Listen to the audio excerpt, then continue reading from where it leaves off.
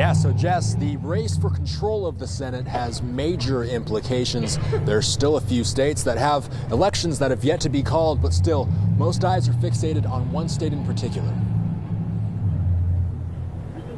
For Democratic hopes to take a majority of the Senate now, it's going to rely on Georgia. Before Election Day, Democrats hope to take control of the U.S. Senate by picking up wins in states like South Carolina, Iowa, and Montana. But none of those panned out, and Democrats did pick up much-needed wins in Arizona and Colorado, but they need 2 more seats if Biden wins. That's where Georgia's 2 seats come into play. If neither of the candidates gets to 50%, you have a runoff.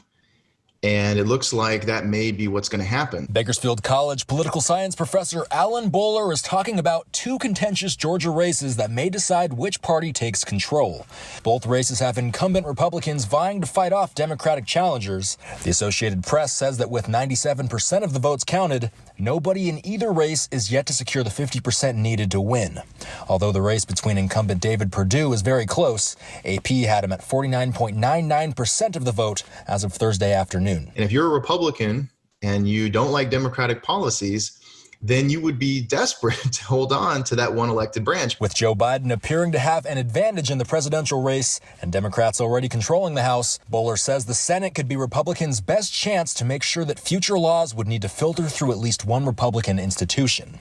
If both Georgia races go to a runoff, Bowler says he doesn't have high hopes for Democrats. I think those are uphill battles, but I think they're going to be close. But I wouldn't feel very confident about them if I was the Democrats.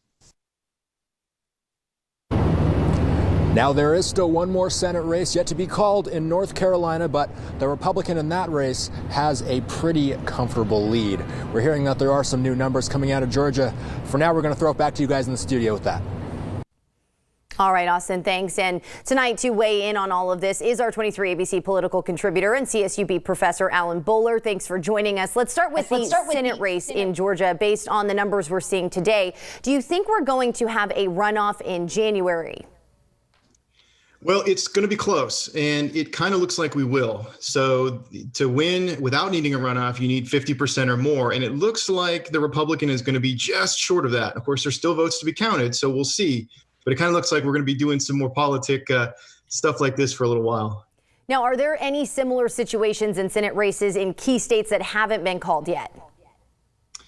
Well, the North Carolina race is not quite as close. It hasn't been called, and that's another one that's interesting. The Democrats would love to pick that up, although at this time it looks like they probably won't. And so that's another one that people are paying attention to.